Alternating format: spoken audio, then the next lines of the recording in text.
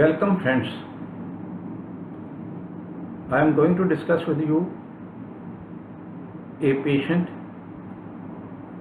who died but got up to walk out of hospital as a normal person.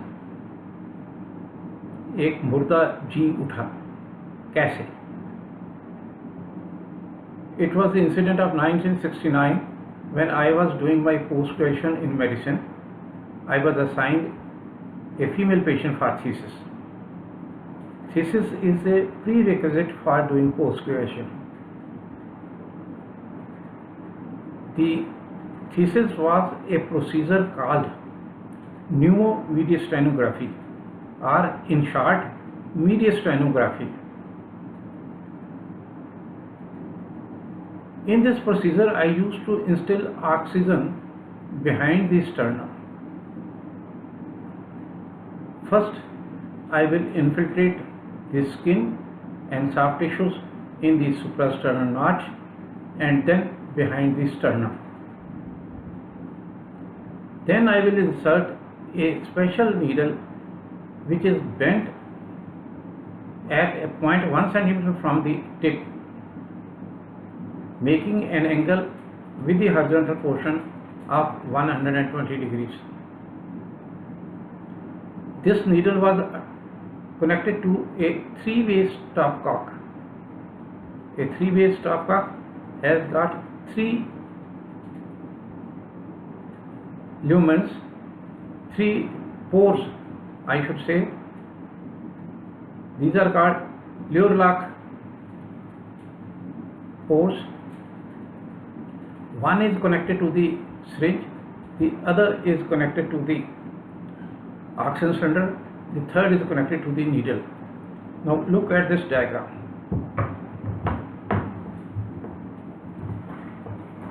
Now this is the front of the chest. You can make out this is the head, face and arms, right arm, left arm.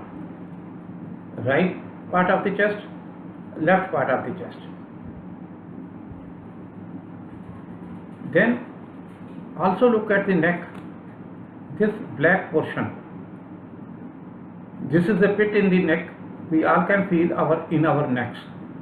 This is the place which is called suprasternal notch. We enter our needle through this suprasternal notch.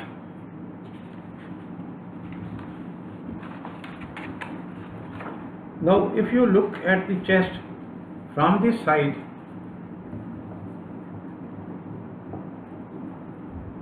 you see it like this. This is the front part of the chest towards the face. This is the back part towards the spine. These are all vertebrae. This is the sternum. This part of the sternum from here to here, it is called manubrium sterni.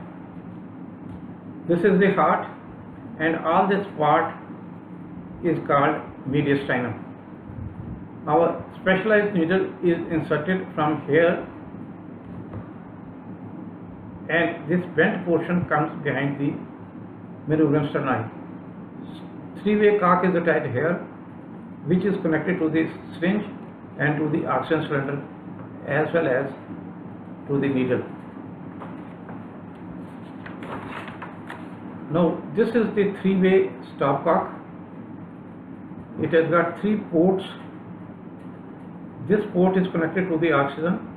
This port is connected to the needle which is inside the patient, and this port is connected to the syringe. We use a 50 ml syringe to instill oxygen behind the sternum. First we adjust the position of this regulator so that this port is open. We withdraw the piston of the syringe and the oxygen enters in the syringe. Then we again close this port and this port becomes open. Then we push the piston and the oxygen goes through this and through the needle to the patient's breast.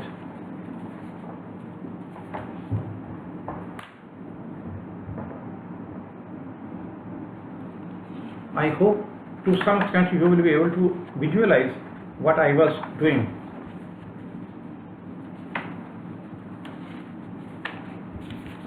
In a special precautions was also used. We will withdraw the piston to see if a blood vessel has not been ruptured, and only then inject the oxygen. If we inject oxygen and it enters the blood, it may result in air embolism and cause even death of the patient. In the present case, I noticed a doubtful drop of blood in the syringe,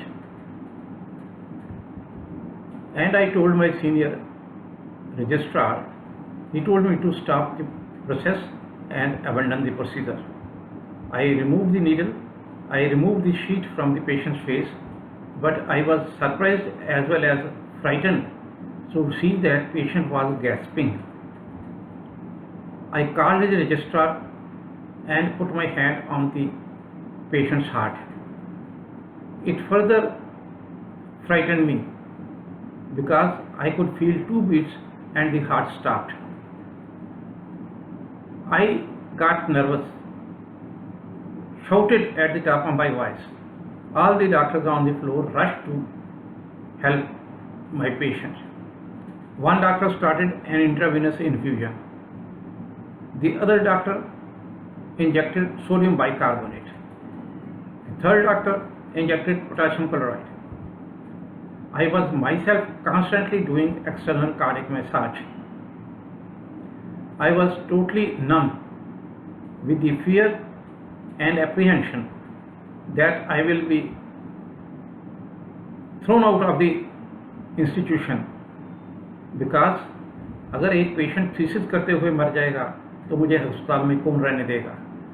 On this basic feeling that the patient should not die in the process, and if the patient dies I will be thrown from the institute, I was totally numb from head to my feet.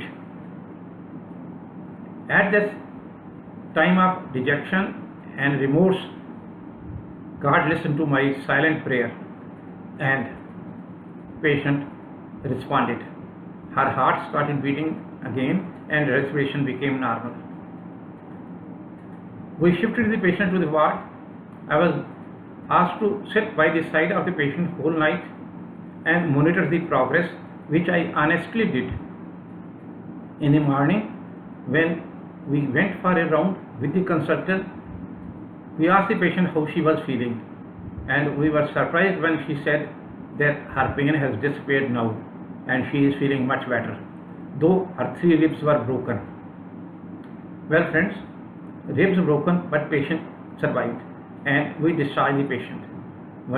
Everybody wondering that how this dead patient can now walk and go out to her house. Now what has happened? The patient was very apprehensive, anxiety prone.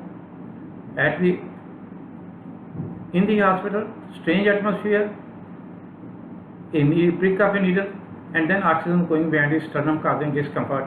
All these things led to stimulation of the vagus nerve, resulting in severe vasovagal syncope amounting to cardiac arrest. When cardiac arrest occurs, no blood moves from the heart to the other parts of the body, and patient is practically dead. What about the 3 ribs broken, where it simply shows that cardiac massage was really effective. The patient did not have a heart disease, and that is probably why she responded also very quickly. This patient taught me a lesson of my lifetime, which helped me in number of other cases later on. Well friends, I will be sharing some more interesting cases in my further videos with you, which also are enlightening. Thank you very much.